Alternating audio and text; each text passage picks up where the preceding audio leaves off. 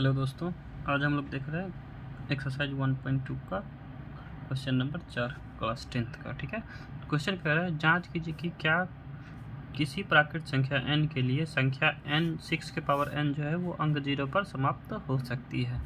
तो हमें चेक करना है कि यदि अगर 6 के पावर n अगर n कोई भी प्राकृत संख्या हो जहाँ पे अगर हमारा ये कैलकुलेट करें तो हमारा अंतिम अंक जो होना चाहिए वो 0 के लास्ट में अंतिम अंक 0 होना चाहिए। ठीक है, इसको हम लोग देखते हैं। सबसे पहले तो किसी संख्या n के लिए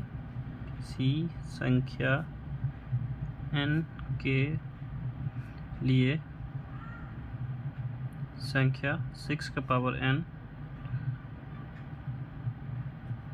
0 पर समाप्त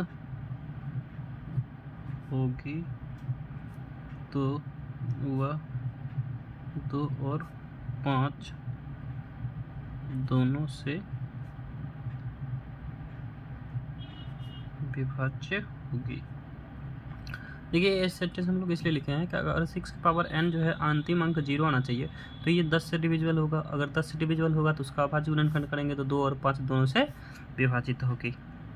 ठीक है, अर्थात 6 के पावर n के अभाज्य गुणनखंड में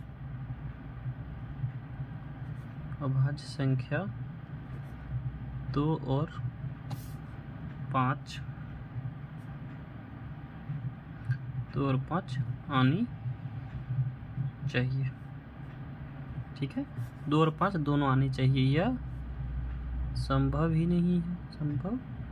नहीं है क्योंकि अगर हम लोग 6 के पावर n को बराबर करते अभाज्य गुणनखंड की संख्या के रूप में लिखते हैं तो 2 के पावर 3 के पावर 2 गुने 3 के पावर n आ जाएगा। और इसको अलग अलग करें तो 2 के पावर n गुने 3 के पावर n आ रहा है। 2 तो हमारा आ रहा है लेकिन 5 अभाज्य संख्या जो है वो नहीं आ रहा है। तो हम लोग लिखेंगे 6 के पावर n के अभाज्य गुणनखंड में केवल अभाज्य संख्या 2 और 3 ही आ सकती है।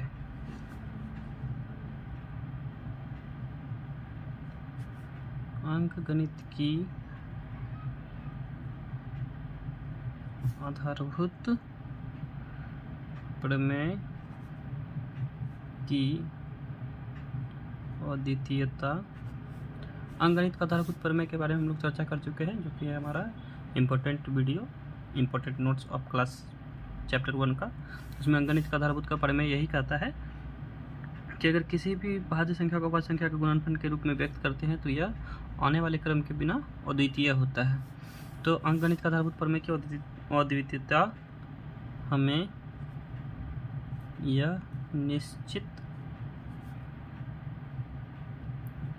कराती है कि 6 के पावर n के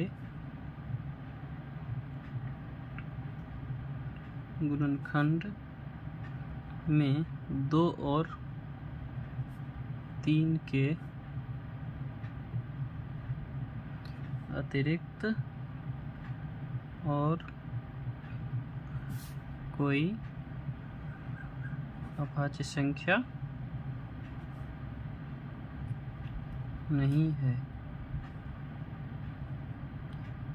अब देखिए, जब हमारा 2 और 3 के अतिरिक्त कोई है ही नहीं, 5 नहीं है, तो वो 6 का पावर n जो है वो 0 पे समाप्त कभी भी नहीं होगा। तो इसलिए हम लोग लिखेंगे इसीलिए